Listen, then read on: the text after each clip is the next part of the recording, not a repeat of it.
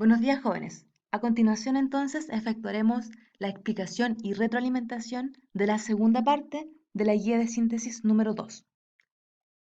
Vamos a abordar los recursos narrativos, que también se llaman tipos de relato, que es cuando los escritores, al momento de elaborar una historia, con el fin de hacerla un poquito más completa e interesante, utilizan diferentes tipos de recursos. Bien, para ello, tienen tres tipos. Pueden hacerlo de una forma tradicional, enmarcada, o de una forma paralela.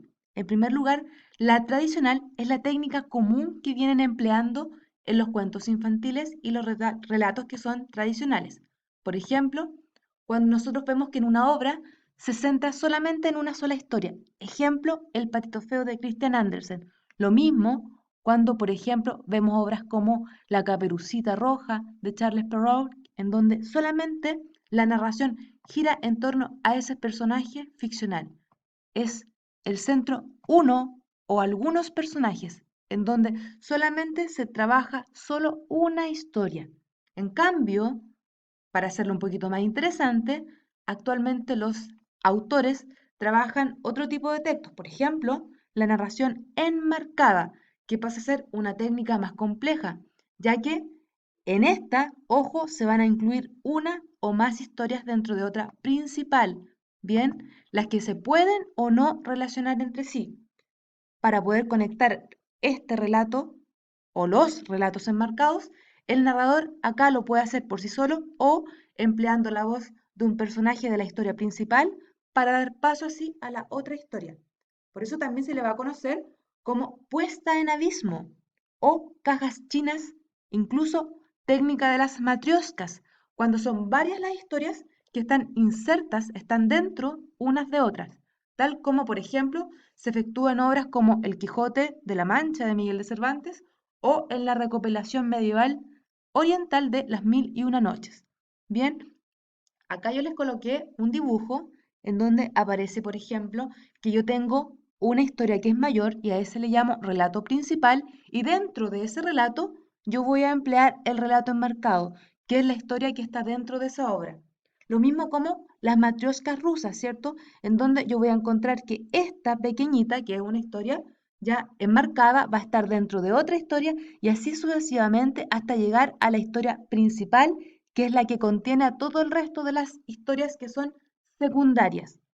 Un ejemplo para que ustedes lo entiendan, ya que yo sé que ustedes lo pueden apreciar más fácil con los medios masivos de comunicación, en este caso la televisión, es cuando ustedes están dándose cuenta que vemos un capítulo de Los Simpson y en este capítulo, ejemplo, se aborda cómo Homero fue despedido de la planta nuclear y tenemos esa historia como principal, pero en el momento en que él llega a casa, se pone a ver televisión con su familia y se ponen a ver un capítulo de Tommy Daly, ¿cierto? Y en ese capítulo, nosotros nos vamos a dar cuenta que corresponde a un relato enmarcado, ya que esta es una historia secundaria, pero una historia diferente en este caso, que está dentro de otra historia mayor que pasa a ser el capítulo X de la serie Los Simpson. Bien, por lo tanto, ese sería un ejemplo.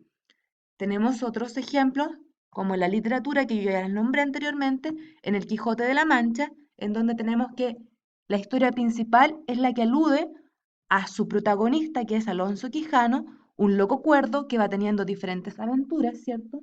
Junto con su escudero Sancho Panza, pero a medida que él va transcurriendo por diferentes lugares, se va encontrando con otros personajes, y estos personajes empiezan a contarnos sus historias, y por lo tanto damos paso de la historia de los personajes principales ya a estas historias que son historias enmarcadas, ya secundarias dentro del relato. Por lo tanto, allí vamos a hablar, ejemplo, de la historia del vizcaíno, de la historia de la princesa encantada, entre otros.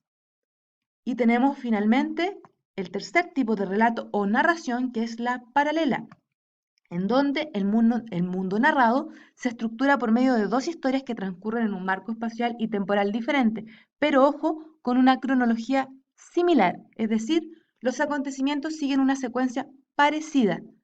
Acá, ojo, los personajes pueden coincidir o presentar semejanzas que permitan construir ese paralelismo. Sin embargo, el ambiente y los argumentos, es decir, de qué trata la historia, suelen ser diferentes, por eso se habla de historias paralelas. Durante la lectura, o a veces al final del relato, se llega a comprender cuál es el tema o sentido que relaciona a ambas historias. Por lo tanto, es cuando nos encontramos ante dos historias, ¿ya? Que transcurren en tiempos diferentes, ¿ya? En donde presentan lugares y también las temáticas ya son diversas. Pero ojo, al final del texto muchas veces nosotros sabemos en qué éstas se van a vincular. Ejemplo, yo aquí les coloco un fragmento de la obra de Julio Cortázar, La noche boca arriba, y ustedes se van a dar cuenta que en esta historia ya primero empezamos hablando acerca de un motorista, que él protagoniza una historia en una época mucho más actual. Y si nosotros empezamos a leer, por ejemplo, nos vamos dando cuenta que él habla acerca de una sala, de armario con vitrinas, habla que ya no debe tener tanta fiebre, ¿ya? Habla acerca de una luz que viene asomándose, ¿cierto?, a la lámpara, etcétera. Estos aspectos nos indican que él está hospitalizado, por lo tanto se encuentra en un hospital. Pero luego nosotros nos damos cuenta que va a producirse un cambio. Él dice, como dormía de espaldas, no lo sorprendió la posición en que volvía a reconocerse, pero en cambio el olor a humedad, a piedra resumante de filtraciones, le cerró la garganta y lo obligó a comprender. Ya acá, ese momento en que ese personaje ahora esté de espaldas hace que se produzca un tránsito, ¿cierto?, entre estas historias paralelas. Y después sigue con que inútil abrir los ojos y mirar en todas direcciones. Lo envolvía una oscuridad absoluta. Quiso enderezarse y sintió las sogas en las muñecas y los tobillos. Por lo tanto, ya no estamos en un hospital, porque el personaje acá está con sogas en muñecas y tobillos. Y además dice que está estaqueado, ojo, en el piso. Ya no está en una cama como estaba anteriormente. Por lo tanto, acá ya estamos hablando de otra perspectiva y estamos hablando ahora de quien protagoniza la historia pasa a ser un indio moteca. Bien, por lo tanto, es una historia que va a ser ambientada en una época anterior, precisamente al periodo de las civilizaciones mesoamericanas. Bien, luego, ojo, ustedes van a tener que leer diferentes textos, reconocer el recurso que se empleó, por qué ese recurso, las anacronías, focalizaciones, ya temática y por supuesto la reacción que a ustedes les produjo haber leído estos textos. Para ello es muy importante que visualicen la presentación PowerPoint, ¿bien?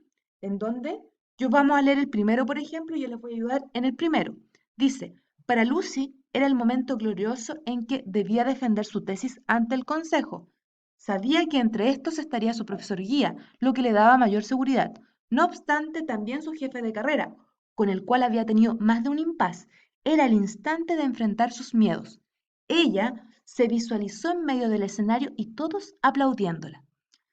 En recurso narrativo nosotros nos damos cuenta que solamente nos enfocamos a una historia, en este caso a la historia de la protagonista que es Lucy, por lo tanto, en tipo de recurso nosotros colocamos que es un recurso tradicional, ¿cierto?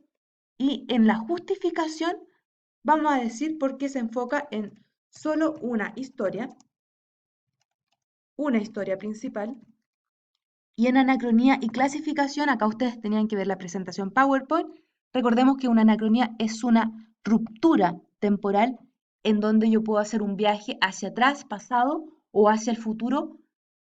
Y allí aparecen dos nombres que debemos conocer, que son la analepsis y la prolepsis.